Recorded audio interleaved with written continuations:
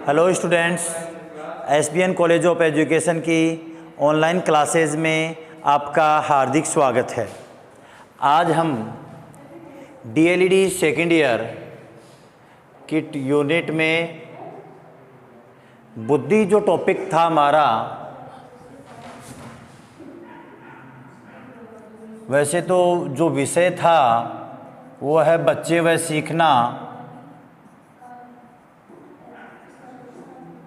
और इसमें जो टॉपिक था वो टॉपिक था बुद्धि। और बुद्धि में हमने पिछले वीडियो में पढ़ा था बुद्धि का त्रिआयामी सिद्धांत, लेकिन अभी हम पढ़ेंगे बुद्धि का त्रिचापीय सिद्धांत या त्रितंत्र सिद्धांत। बुद्धि का त्रिचापीय सिद्धांत या इसे कहें बुद्धि का त्रितंत्र सिद्धांत।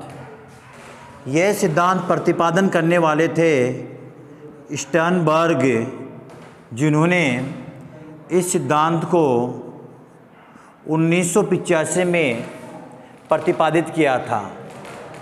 इन्होंने एक बुक लिखी थी, बुक का नाम था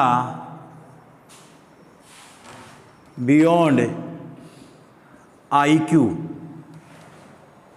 इस बुक में इन्होंने नई विचारधारा, जिसमें बालक के मानसिक विकास या इंटेलिजेंट होने में किन किन तत्वों का अहम योगदान होता है और मस्तिष्क का विकास में सामाजिक या समाज, व्यक्ति खुद व उसकी संस्कृति का योगदान, किस किस का, व्यक्ति खुद, उसका समाज और उसकी संस्कृति, ये जो तीन तत्व हैं, पर्सनल, सोशल व कल्चरल, ये तीनों तत्व मिलकर एक व्यक्ति का विकास किस स्तर पर कर पाते हैं, उसका ध्यान देते हुए स्टर्नबर्ग ने त्रिचापीय या त्रितंत्र का सिद्धांत प्रस्तुत किया है।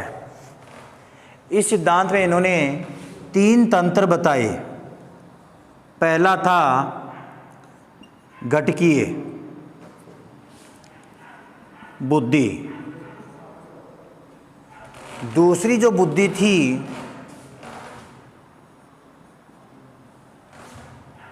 वो थी सांदर्भिक बुद्धि।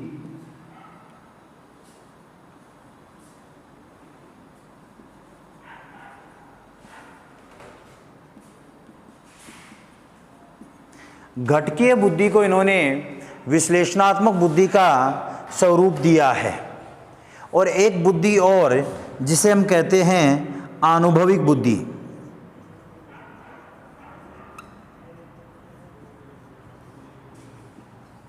इन तीन प्रकार के बुद्धि बताए।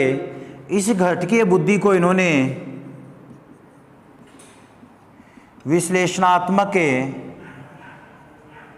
बुद्धि कहा है। इस सांदर्भिक बुद्धि को व्यावहारिक बुद्धि कहा है और आनुभविक बुद्धि को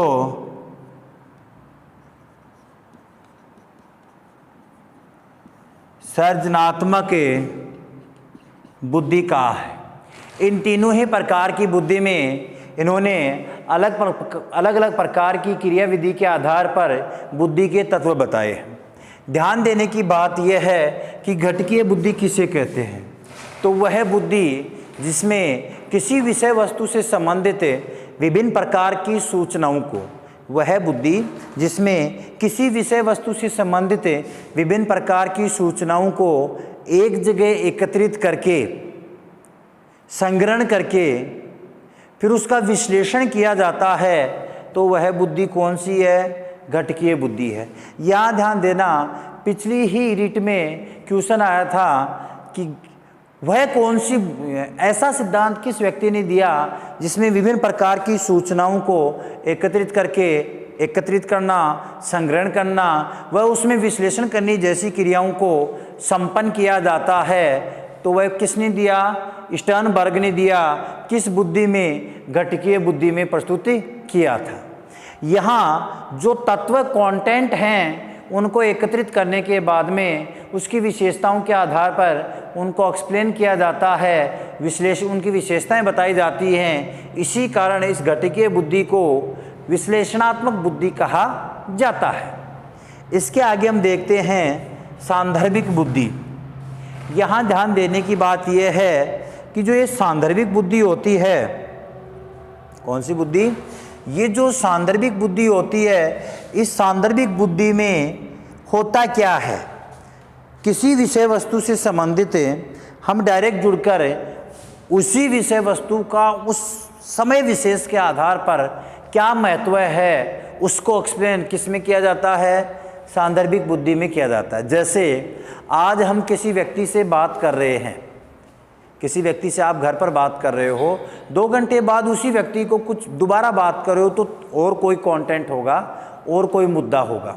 यानी अलग अलग व्यक्तियों से अलग अलग समय में घर पर या एक ही व्यक्ति से अलग अलग समय में अलग अलग प्रकार की बातें जो की जाती हैं या जो व्यवहार किया जाता है वो सांदर्भिक बुद्धि में होता है। एक व्यक्ति अपने जीवन काल में अलग अलग क्षेत्रों से संबंधित अलग अलग विचारधाराएं प्रस्तुत करता है और वो जो विचारधारा हैं वो उसकी रूटीन में संचालित होती रहती है। उसमें ज़्यादा स्पेशल चिंतन की आवश्यकता नहीं होती, या कहूँ व्यवहारिक जीवन में आने वाली क्रिया विधियों का अगर उपयोग किया जाए, व्यवहारिक जीवन में काम आने वाली क्रिया विधियों का क्या किया जाए? उपयोग किया जाए। वो जो उपयोग किया जाता है व्यवहारिक जीवन में, उस बुद्धि को ही व्यवहारिक बुद्धि या सांदर्भिक बुद्धि कहा जाता है। तीसरी बुद्धि है आनुभविक बुद्धि। अनुभविक बुद्धि को सृजनात्मक बुद्धि भी कहा जाता है। अनुभविक बुद्धि में व्यक्ति विभिन्न प्रकार के कार्य करता है और उस क्रियाकलापों या कार्यों से व्यक्ति अनुभव प्राप्त करता है, और जो अनुभव व्यक्ति प्राप्त करता है उन अनुभवों से अपने आने वाले जीवन में नए नए तथ्यों और विचारों का संग्रहण करता है। और जब वह नेक्स्ट कार्य दोबारा दूसरा कार्य करता है और वह कार्य पूर्व में किए गए कार्य से मिलता जुलता है, पूर्व में किए गए कार्य से वह कार्य अगर मिलता जुलता है तो अपने पूर्व के कार्य के अनुभवों का लाभ उठाकर नए कार्य को व्यक्ति संपन्न कर देता है। और वो संपन्न करने का जो तरीका है वो कौन सा कहलाता है? आनुभविक बुद्धि के अंतर्गत शामिल किया जाता है। तो बुद्धि के 3 घटक किसने दिए हैं? स्टर्नबर्ग ने प्रस्तुत किए। कब प्रस्तुत किए? 1985 में इन्होंने इनको प्रस्तुत किया था। 1985 में स्टर्नबर्ग ने किस बुक में? बियॉन्ड आईक्यू के अंतर्गत ये सिद्धांत प्रस्तुत किया था। कौन सा सिद्धांत? बुद्धि का त्रितंत्र सिद्धांत या बुद्धि का त्रिचापीय सिद्धांत। कितने घटक थे? 3 घटक थे। कितने घटक थे? 3 घटक बताए थे।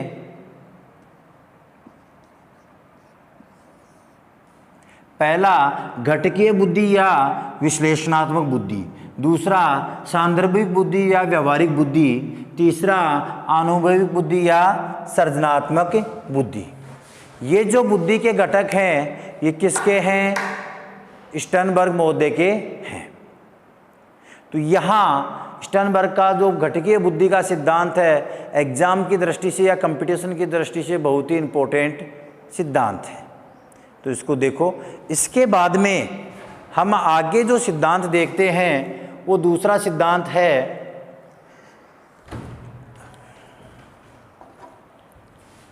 बुद्धि का मॉडल सिद्धांत।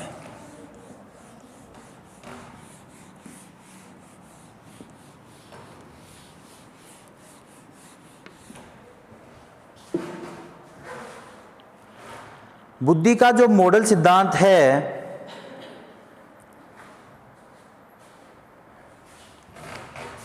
जिसे हम कहते हैं बुद्धि का पदानुक्रमिक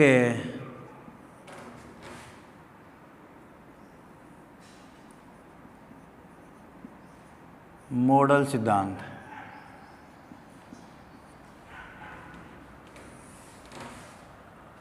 यहाँ दो सिद्धांत होते हैं।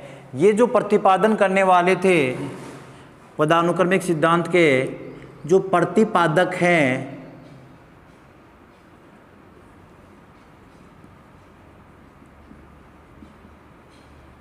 Arthur Johnson. एक सिद्धांत और आपको देखने को मिलेगा बुद्धि का पदानुक्रमिक सिद्धांत, जिसमें सीरियल बर्ट व बर्नन हैं जो इन्होंने वो सिद्धांत दिया था, लेकिन पदानुक्रमिक जो मॉडल का सिद्धांत है वो आर्थर जॉनसन ने दिया था। अब यहाँ बात आती है कि इनके और इनके में क्या अंतर है। मुख्य अंतर ये है क्योंकि ये आधुनिक है और ये चिंतन की बात करता है। बुद्धि का पदानुक्रमिक सिद्धांत में दो पद या मॉडल में दो पद बताता है, एक प्रथम स्तर, ये प्रथम मॉडल कहा गया है, और दूसरा द्वितीय स्तर, जिसे द्वितीय मॉडल कहा गया है। यहाँ ध्यान देने की बात यह है कि जो प्रथम स्तर होता है इसमें इनपुट व आउटपुट समान स्तर के होते हैं, यानी हम किसी व्यक्ति को जो कहते हैं और बालक उनको ज्यों का त्यों हमें प्रस्तुत कर देता है, वह क्या कहलाता है? प्रथम स्तर कहलाता है। जैसे मैं कहूँ छोटे बालक को हम कहते हैं ए फॉर एप्पल, बालक बोलता है ए फॉर एप्पल, वह बुद्धि कौन सी कहलाती है? प्रथम स्तर। यानी इसमें इनपुट व आउटपुट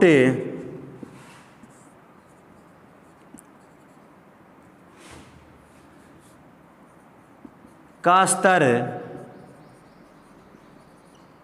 समान होता है।